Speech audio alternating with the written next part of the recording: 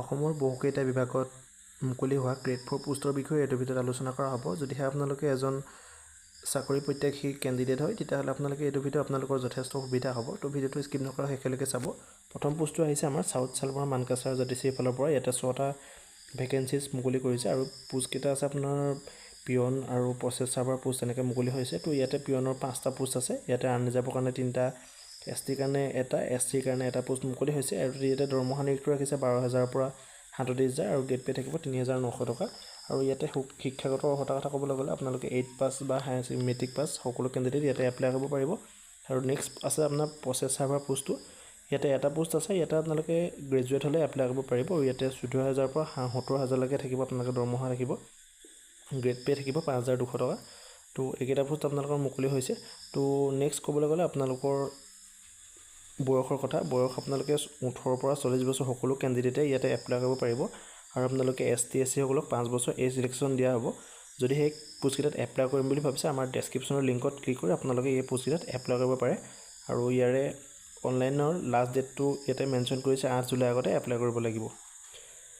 তো নেক্সট পোষ্টটো আহিছে আমাৰ কোকৰাঝাৰ জাতিচিৰ ফালৰ পৰা। ইয়াতে 4টা পিয়নৰ ভেকেঞ্চিজ মুকলি কৰা হৈছে আৰু এই পোষ্টকেইটা আপোনালোকৰ 7 আগষ্টৰ আগত আপোনালোকে ইয়াৰে এপ্লাই কৰিব লাগিব। তো এই পোষ্টকেইটাত এপ্লাই কৰিবলৈ হ'লে আপোনালোকৰ শিক্ষাগত অৰ্হতা 8 পাছ মেট্ৰিক পাছ হ'লে এপ্লাই কৰিব পাৰিব। ইয়াতে আনৰিজাৰ্ভৰ কাৰণে 2টা পোষ্ট আছে, PWD কাৰণে এটা, SC কাৰণে এটা পোষ্ট মুকলি হৈছে। 12,000 পৰা 52,000 ইয়াতে আপোনালোকৰ দৰমহা থাকিব। ইয়াতে 3,900 টকা গ্ৰেড পে থাকিব। এজ লিমিটৰ কথা ক'বলৈ গ'লে 18 পৰা 40 বছৰ সকলো কেণ্ডিডেটে পাৰিব। SC SC সকলে 5 বছৰ ইয়াতে এজ ৰিলেক্সন প্ৰদান কৰা হ'ব। আৰু শিক্ষাগত অৰ্হতা আপোনালোকে গম পাইছেই, 8 পাছ মেট্ৰিক পাছ সকলোখিনিয়ে পাৰিব, কিন্তু হায়াৰ ছেকেণ্ডেৰী পাছ কেণ্ডিডেটখিনি এপ্লাই কৰিব নোৱাৰিব। আৰু আপোনালোকে এই পোষ্টখিনিত এপ্লাই কৰিবলৈ হ'লে আমাৰ ডেছক্ৰিপশ্যনৰ লিংকত ক্লিক কৰিব, ভালদৰে এডভাৰটাইজমেণ্ট চাই ল'ব আৰু আপোনালোকে এপ্লাই কৰিব পাৰিব। যদি সেই এপ্লাইত কিবা অসুবিধা পায় তেতিয়া আমাৰ ডেছক্ৰিপশ্যনত কমেণ্ট বক্সত কমেণ্ট কৰি জনাব, আমি ইয়াত সহায় কৰিবলৈ চেষ্টা কৰিম।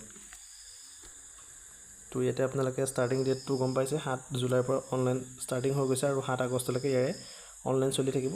এতিয়া যিটো এড্ৰেছ দিছে এটা ডিষ্ট্ৰিক্ট এণ্ড ছিজন জুডিছ কোকৰাঝাৰ, এই এড্ৰেছটোত আপোনালোকৰ যিখন ষ্টেণ্ডাৰ্ড ফৰ্ম ফিল আপ কৰি সকলোখিনি ইম্পৰ্টেণ্ট আপোনালোকৰ শিক্ষাগত অৰ্হতা ডকুমেণ্ট আপোনালোকে ফিল আপ কৰি চেল্ফ এটেষ্ট কৰি এইটো এড্ৰেছত পঠাব লাগিব।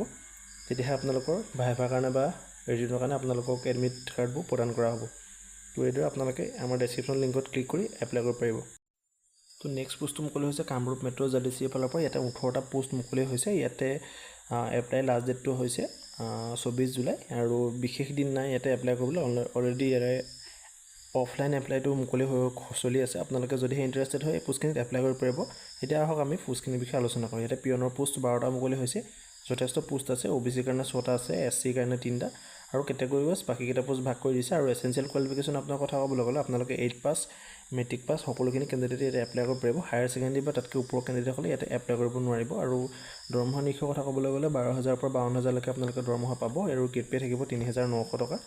নেক্সট পোষ্টটো হৈছে ড্ৰাইভাৰ পোষ্ট। ইয়াতে ড্ৰাইভাৰসকলৰ কাৰণে আপোনালোকে নিশ্চয় গম পায় matric pass up to matric pass আপোনালোকে হ'ব লাগিব ন্যূনতম। মেট্ৰিক পাছ হোৱাৰ লগতে আপোনালোকে LMB লাইচেঞ্চ আপোনালোকৰ থাকিব লাগিব।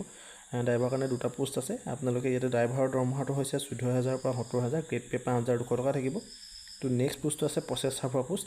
প্ৰচেছ চাৰ্ভাৰ পোষ্টটোত আপোনালোকে 4টা পোষ্ট আছে, OBC কাৰণে 2টা আছে, SC কাৰণে এটা, আনৰিজাৰ্ভত এটা আছে। আপোনালোকে এই প্ৰচেছ চাৰ্ভাৰ পোষ্টত এপ্লাই কৰিবলৈ হ'লে গ্ৰেজুৱেট হ'ব লাগিব আৰু আপোনালোকে আছামিজ লেংগুৱেজটো ভালদৰে লিখিব ক'ব পৰা হ'ব লাগিব বুলি ইয়াতে লিখিছে।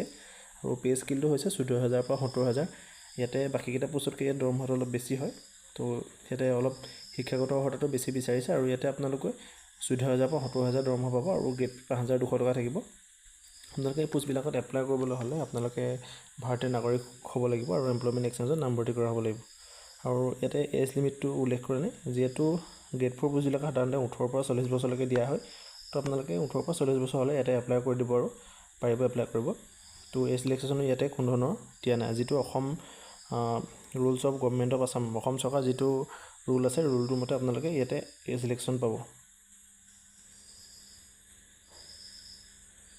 তো এই পোষ্টখিনিত এপ্লাই কৰিবলৈ হ'লে আপোনালোকে 4 copies passport size photograph, recent photograph আপোনালোকৰ প্ৰয়োজন হ'ব।